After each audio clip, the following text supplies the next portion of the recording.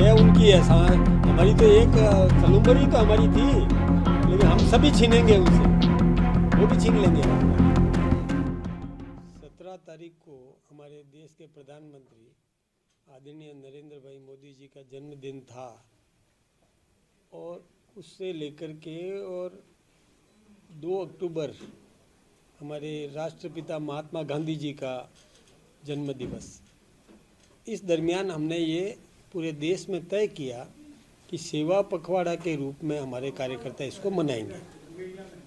हम केवल दिखावे के लिए नहीं करते, वास्तव में हमारे मन की भावना है, हमारे कार्यकर्ताओं के मन में इस प्रकार का भाव है कि हम सेवा करें, सेवक बन करके हम सब काम कर रहे हैं।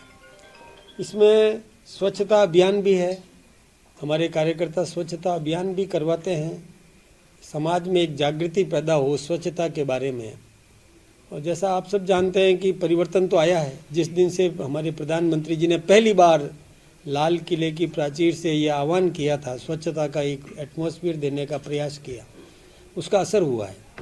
आज रेलवे प्लेटफॉर्म एकदम साफ देखने को मिलते हैं, और आम आदमी के मन में ये विचार आया है कि गंदगी नहीं फैलाएं, कहीं भी गंदगी हो तो खुद हम प्रयास करते हैं कि उसकी सफाई कर लें या करवा लें।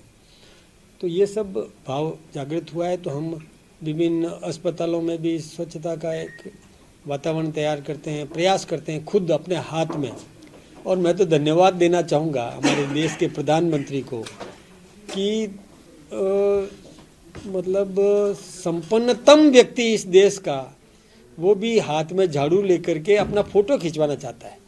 ये परिवर्तन आया, भावना देखिए कितना बदली है कि पहले परहेज करते थे, अभी खुद झाड़ू हाथ में लेकर के और सफाई करना, और फिर आप लोगों से कहे कि हमारा फोटो भी ले लो भाई, यानी एक एटमॉस्फेयर मतलब परिवर्तन आया है। अब स्वच्छता के प्रति मन में भाव जागृत हुआ। दूसरा, रक्तदान शिविर करा रहे हो, लेकिन आज देश की स्थिति है कि रक्त की कमी जो है वो पूरी नहीं हो पाती है, क्या इसको भी इसके ऊपर कुछ करोगे सेवा पखवाड़े में?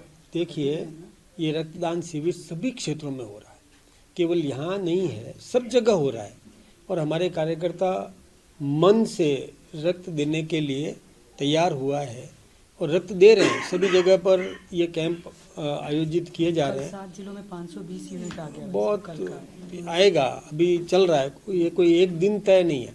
इन दिनों में कहीं पर रक्तदान का होता है, कहीं पर अस्पताल में किसी प्रकार की सेवा देना ये होता है, कहीं पर डॉक्टर्स जांच करते हैं, विभिन्न बीमारियों की जांच करने के लिए भी कैंप हम लगा रहे हैं कि सभी प्रकार की बीमारियों की जांच हो जाए और फिर उसको प्रेरित किया जाए, उसको सुझाव दिया जाए कि कहाँ जाना है उसको इलाज के लिए।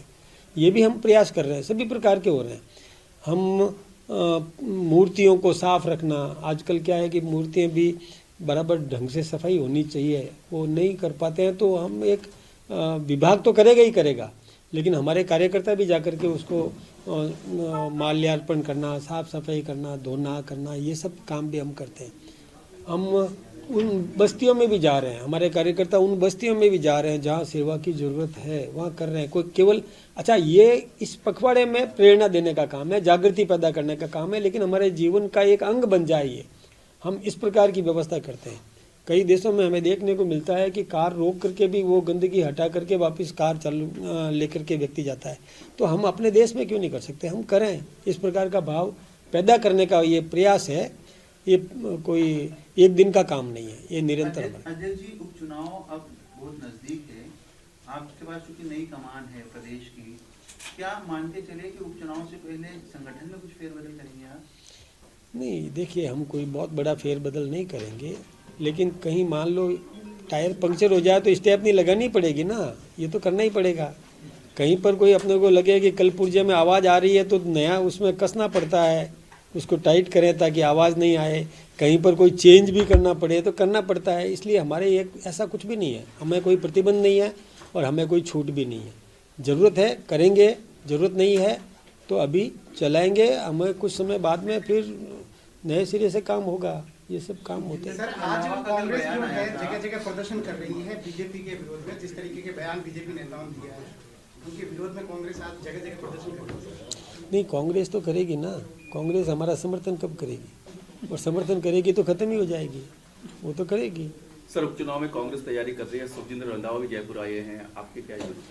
वो उनको करना ही चाहिए, वो करेंगे भी, और इसमें कहाँ दिक्कत की बात है, वो करें। हम अपना परिवार मजबूत कर रहे हैं, हम अपने आप को सुदृढ़ कर रहे हैं, वो अपना करें, वो अपना परिवार संभाले, हम अपना परिवार संभाल रहे हैं, मुझे उनके बारे में कोई दिक्कत नहीं है। वैसे 7-0 से लीड की बात कर रहे हैं जी, 7-0 से लीड की बात कर रहे हैं, 7-0 से लीड की बात कर रहे हैं, 7 उनकी 0 7 सीटें कांग्रेस। उनको अपनी 6 सीटें बचाने में जोर आएगा, मालूम पड़ जाएगा कि क्या होता है।